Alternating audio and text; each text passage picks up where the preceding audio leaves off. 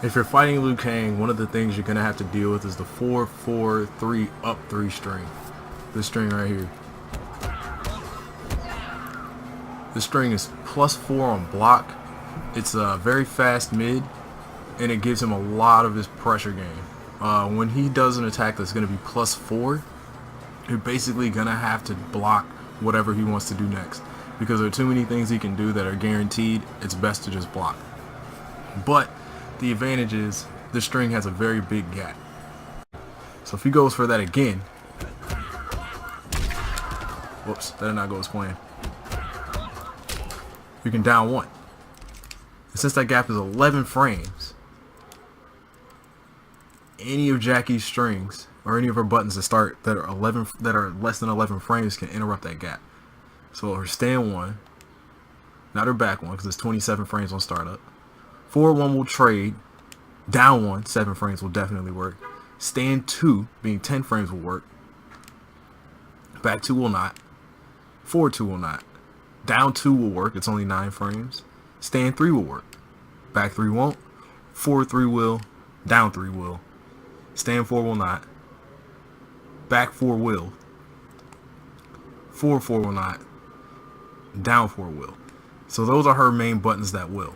So of all of those buttons, the best options are going to be the ones that are the fastest, because they take the most advantage of the gap. So her stand one is 7 frames and her down one is 7 frames. Those are your fastest 2 options to deal with the string, to deal with the up 3. I'll do down one. Down one works. And also do stand one. The advantage of stand one is that it gives you a full combo.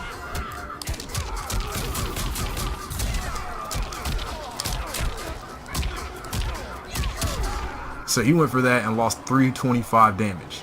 So that's a huge deal. Let's also look at some other things she has. So stand 3 works. And if you look at the combo for stand 3-3 not only works, but it leads to a crushing blow. So you can get the same kind of concept, only bigger damage.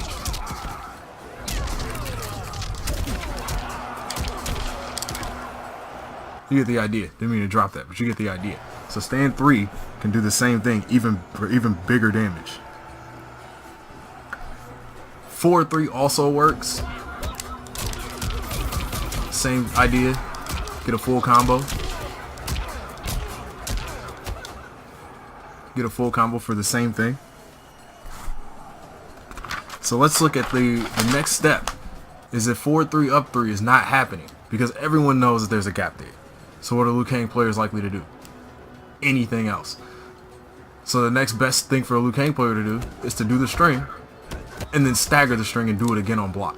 That's the next thing they're going to do. If they're doing that and you notice that, maybe you block and then you block it again like that, you're being nice and patient trying to see what they want to do, which is really the first step.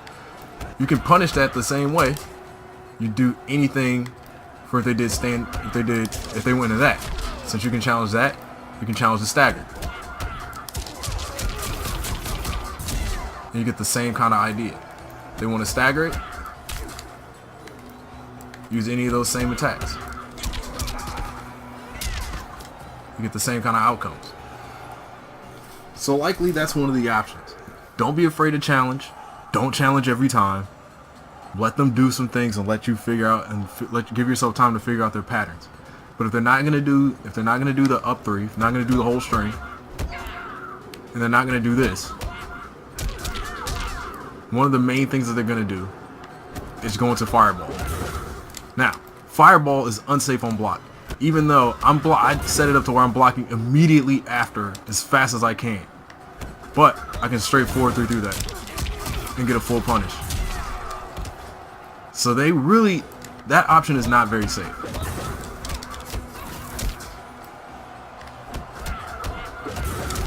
The timing is a little strict, but you get the idea.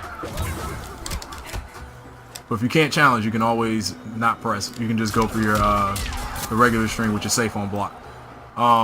There's also this option. Since they know you're challenging, they may go for parry. But if they go for parry, parry will stop anything mid, overhead, or high. So I can do back 2. Whoops, I did it too soon. Did it too late. So I do that, I get parried. And that can lead to a full combo. I do 4-3, it gets parried. I do back one. Oh, back one actually works? Oh wow, I thought the overheads didn't work. Oh, we learn something new every day. Alright, so it only works on mids and highs, so that's good to know. But I can do this low. Boom, and I get 200 damage or more if I do all 3 kicks. So if you see this parry, you have a second to let that register and go for your low. Go for your low. You're back 3-2 in the clinch. You can also do that and guarantee yourself a little bit extra pressure, down back 1. And then you get to start your pressure game. So those are both good options to do against parry. Or you can just do the whole string. All of the above. All of those work. So that's some of the basic options you have to deal with the 4-4-3 game. Any of those will work. If they go in for 4-4-3 up 3, you can definitely challenge that with stand 1. Stand 1 gives you a great punish. I didn't even do it. Stand 1 gives you a great punish. As you can see the kick come out. And still have time to press a button. And that's one thing to notice. So I'm going to set this to random. I want you to notice. You really have time to really let these things register. See, I just blocked 4-4-4. It's not on random. That's part of the problem. Alright.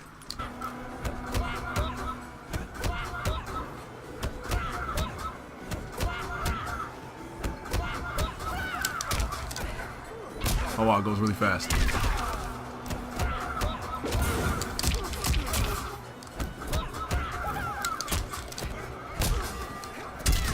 Wow.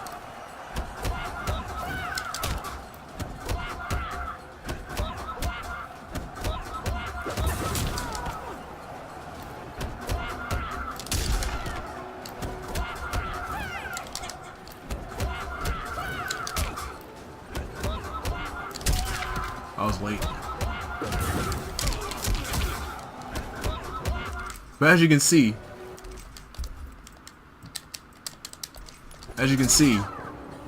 you kind of, whoa, it's still going. Why is it still going? As you can see though, you can check those options, and I just plugged those options into practice mode for the AI, and I set it up for 4 different options. And I just started looping them and doing them randomly. And you can kind of get used to the timing for how each of them works and get the timing down for the punishes. That's how I would go about this. Because if you take that string away from them and take away a lot of the options, then what are they going to do except go for things that are a little more desperate? So that's one of the main things you want to do when you're dealing with 4-3 up 3 is take away as many options as possible. Those things really make a difference. When you're taking away one of his main options, which is 4-4-3, they don't know what to do. Then they're going to start doing other things that are a little more risky. And that's when you can really take advantage of their mistakes and get those big punishes. So one of the things you're going to have to deal with if Liu Kang has you full screen, you're going to have to deal with the fireballs. If you don't have a lot of health, that can be very tricky to get through because you don't want to really have to take any of them. So if you're set at like 50 health, you definitely don't want to take a fireball because it's already shaving off 17.5 of what's left of your 50 health. So you really want to get better at the flawless block.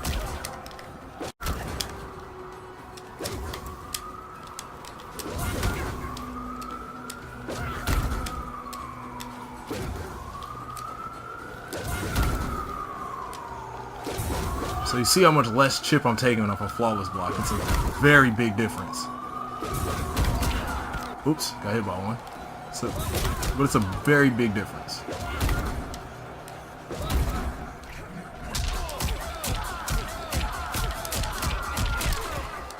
And then you're in. But look at how much damage I took blocking those. 4650 just by flawless blocking. As opposed to taking that much, now I'm already down to 29.